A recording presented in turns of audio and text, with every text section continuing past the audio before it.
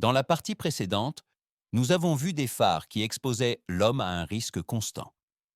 Nous allons maintenant plus loin, dans des lieux où une erreur ne signifiait pas une blessure, mais la mort.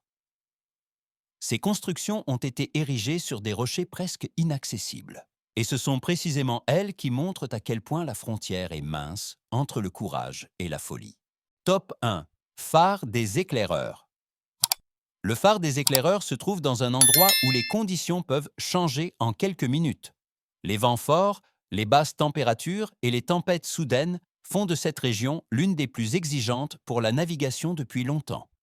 Le phare a été érigé sur une île rocheuse, entièrement exposée aux éléments, sans aucune protection naturelle contre les vagues et les rafales de vent. Le plus grand danger ici est l'isolement. Pendant de longues périodes, l'accès au phare était impossible et le personnel de service devait compter uniquement sur ses propres compétences et provisions. Les hautes vagues inondaient régulièrement les parties inférieures de la structure et l'air froid augmentait la fatigue et le risque d'erreur.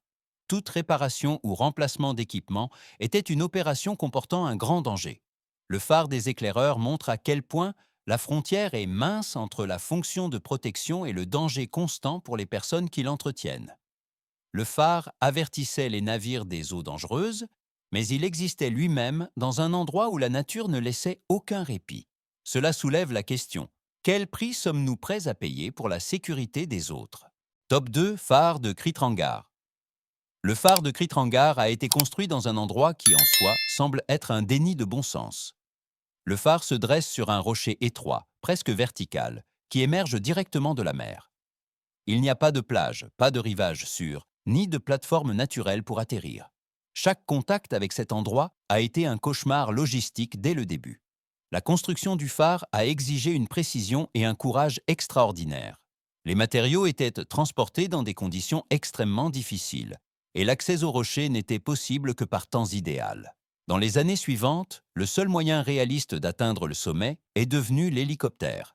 Même alors, l'atterrissage était risqué, car les fortes rafales de vent et le manque de surface stable ne laissaient aucune place à l'erreur. Le plus inquiétant est qu'en cas de panne, il n'y avait pas de voie d'évacuation rapide. Les personnes chargées de l'entretien du phare devaient agir en sachant que l'aide pourrait ne pas arriver à temps. Le phare de Kritrangar montre l'extrême détermination humaine. C'est la preuve que parfois, la frontière entre le courage et l'imprudence est presque invisible. Chaque mission de sauvetage d'autrui justifie-t-elle un risque aussi énorme? Top 3. Phare de Tourlitis. Le phare de Tourlitis a été reconstruit sur une colonne rocheuse solitaire et étroite, qui s'élève directement de la mer. Aucun pont, ni plateforme fixe n'y mène. Le rocher est constamment érodé par les vagues, et sa surface est glissante et instable.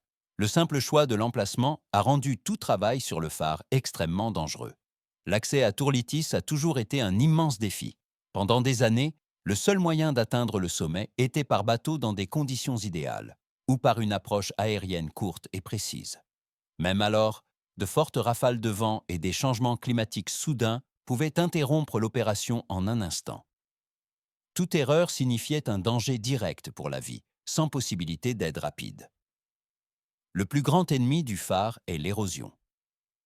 Les vagues affaiblissent progressivement le rocher sur lequel la structure est érigée, compromettant sa stabilité. Cet endroit montre à quel point la frontière entre durabilité et destruction peut être fragile. Le phare de Tourlitis ne combat pas la mer de front. Il persiste simplement, sachant que la nature a toujours le dernier mot à long terme. Combien de temps un tel équilibre peut-il se maintenir? Top 4. Phare de Bishop Rock. Le phare de Bishop Rock a été érigé sur un rocher solitaire qui disparaît presque entièrement sous l'eau lors des tempêtes. Cet endroit a toujours été considéré comme l'un des plus inhospitaliers imaginables. Les vagues de l'océan frappent ici avec toute leur force, souvent de plusieurs directions simultanément, et le vent peut transformer une journée calme en une lutte pour la survie en quelques minutes. Les premières constructions n'ont pas pu résister à ces conditions. Elles ont été détruites avant d'avoir pu remplir leur fonction. Seule une construction massive et lourde en pierre a permis la survie. Même alors, le travail des gardiens de phare était extrêmement difficile. Les livraisons étaient irrégulières et l'atterrissage des bateaux souvent impossible pendant de longues semaines. Chaque panne signifiait un risque d'isolement sans aide. Le phare de Bishop Rock est devenu un symbole de la confrontation incessante de l'homme avec les éléments. Il ne s'agissait pas de confort ou d'ambition, mais de la nécessité d'avertir les navires d'un danger mortel. Cet endroit montre que parfois, la sécurité des autres repose sur l'existence dans des conditions que la plupart des gens ne supporteraient pas. Top 5. Phare de Fastnet Rock. Le phare de Fastnet Rock se dresse sur un rocher austère et élevé, émergeant directement de l'océan, dans un endroit où le temps est rarement clément. Les courants y sont forts, les vagues hautes, et le vent peut frapper avec une telle force que même les structures massives semblent fragiles. Dès le début, il était clair que toute tentative de construire et d'entretenir un phare à cet endroit serait une lutte contre les éléments. Les travaux étaient menés dans des conditions extrêmes. Les ouvriers ne pouvaient travailler que pendant de courtes fenêtres météorologiques, et chaque interruption signifiait un risque de perte de matériaux et d'équipements. Après la mise en service du phare, la situation ne s'est pas améliorée.